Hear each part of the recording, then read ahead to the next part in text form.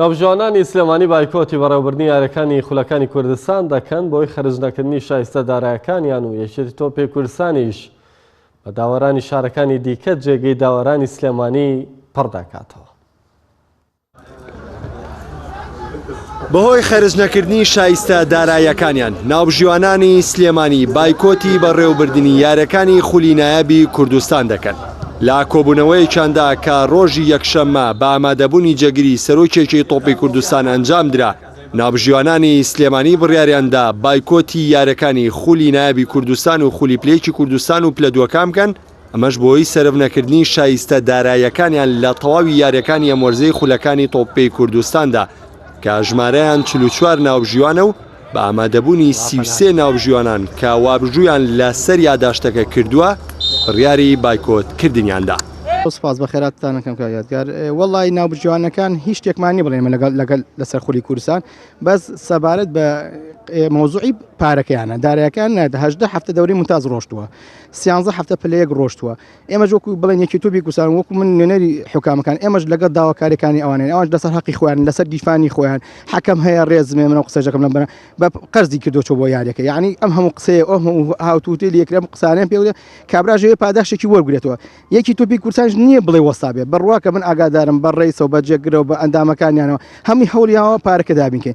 نا حەکەمی سلێمانی هەتاکو ئەو مۆزوعە حل نەکرێ بایکۆتی دەورەی کورسانیان کردووە بە بێ هیچ بەس مۆزوعی پارەیە کابرا شەقی خۆیەتی حەقی حساباتی ئێمە وەکو من لەگەڵ بە ڕستکاک تەڵعاتی قسەم کردو سەرۆکی ناوجوانەکان و لەگەڵ هەمووشیان قسەم کردو وتێتی ئێمە وتان لە هەوڵێنەوە کاکتاری خۆمیان هێناوەتە سەر ئیشەکەیان بۆ جێبەجێکردن. ئەگنا حەکەمی کورسان چەند ساڵە ئێمە حەکەمی سلێمان هەموو دەورەکانیان کردو سپاس بەخوا بە سەرکەوتویش.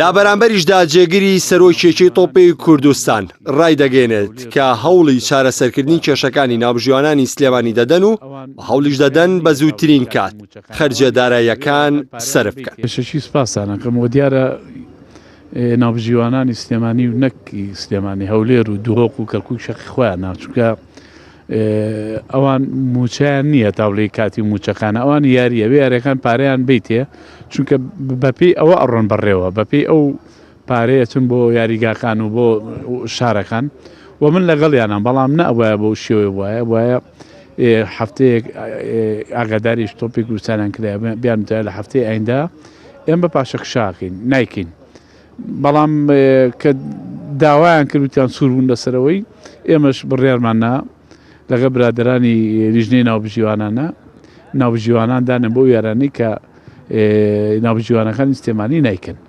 لێرەوەدا لە حکوومەت هێرمی کوردستانەکەم بە زووترین کات کێشەی دارایی تۆپی کوردستان چارەسەرکەن.